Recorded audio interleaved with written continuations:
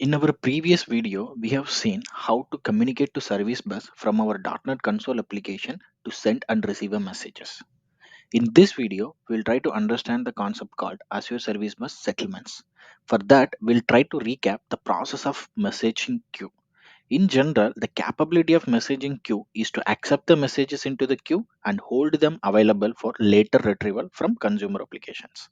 In this process, the term send is commonly used to refer the transfer of the message from producer application to the messaging broker queue. Similarly, the term receive is used to refer the transfer of a message from messaging broker queue to the consumer application or consumer application. When a producer sent a message, usually wants to know whether the message is successfully delivered and accepted by the queue or some sort of error happened in between. Based on that, it can take further action like resending a message and so on. Similarly, the when the message is transferred from queue to the consumer application, the queue wants to know whether the message is successfully received and processed by the consumer application or not. This kind of positive or negative acknowledgement settles the understanding among sender application, receiver application, and queue. Therefore, it's referred as a settlement. As we have two different process, we do have two different type of settlement. One is known as send operation settlements, another one is known as receive operation settlements. The send operation is always explicitly settled, meaning the sender API explicitly wait for an acknowledgement from service bus acceptance result and then completing the send operation. In this case, we have option like can wait for each message to be settled before completing, or we can wait for patch of messages. We'll try to understand from our previous example. We'll go to our previous sender application code. Now, in our previous example, we are just sending one message and we are waiting for that acknowledgement for that particular message. If we try to change the code using for loop,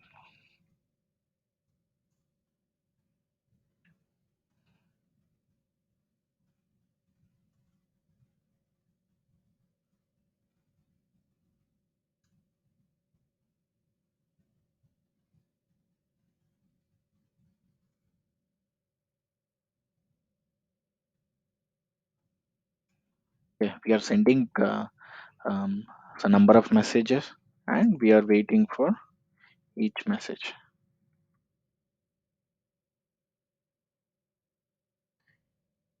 Yeah, this is one of the case. Like, so we have a number of messages. We wanted to send each message, and we are waiting for an acknowledgement from each message that is accepted by the messaging queue before proceeding the next one. This approach is very reliable because we are waiting for each message acknowledgement before proceeding to the next, and we have complete control over how to handle failure, how to resend all those. In this approach, we may have slightly increased waiting time. That is because we are waiting for each message to be acknowledged before proceeding with next message. And the other approach is waiting for a acknowledgement from patch of messages that we can achieve using tasks. Be writing this code. You can see here we have a list of tasks, and for each message, we are message sending operation. We are putting into the task list, and we are waiting from the all these tasks at once. This approach will be okay if we have a slightly lesser count. That is because if we have increased count, like for example if we have higher count here, all this message will be sitting inside the data runtime and we'll be waiting for an acknowledgement inside a memory. That will have some implication, performance implication with respect to the application performance. So to address that, we can have waiting for a limited number of message using locking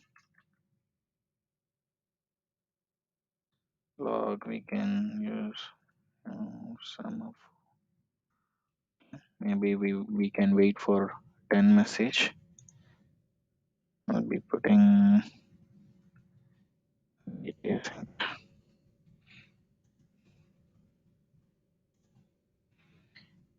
We'll wait for each 10 message so it can after completing of 10 message and continue to proceed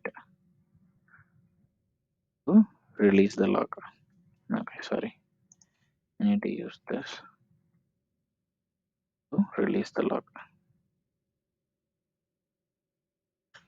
So after getting an acknowledgement from patch of 10 message, it will try to release the lock so that it can go for next set of messages. This is one approach. But we should not use fire and forget approach like this without any waiting operation. This approach will not give any guarantee on delivery of message. This should be completely avoided. Now we'll try to run the code and we'll make sure everything works fine. We'll just remove this piece of code which is not required, and we'll try to add some more console log for readability. The message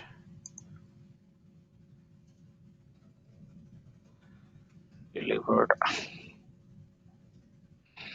and here we'll just reverse the count, and for each 10 message we are committing.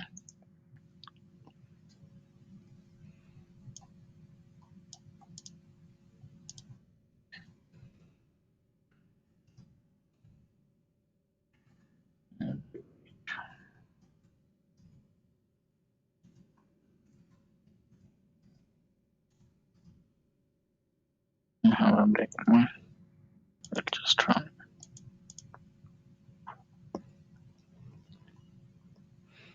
Yes.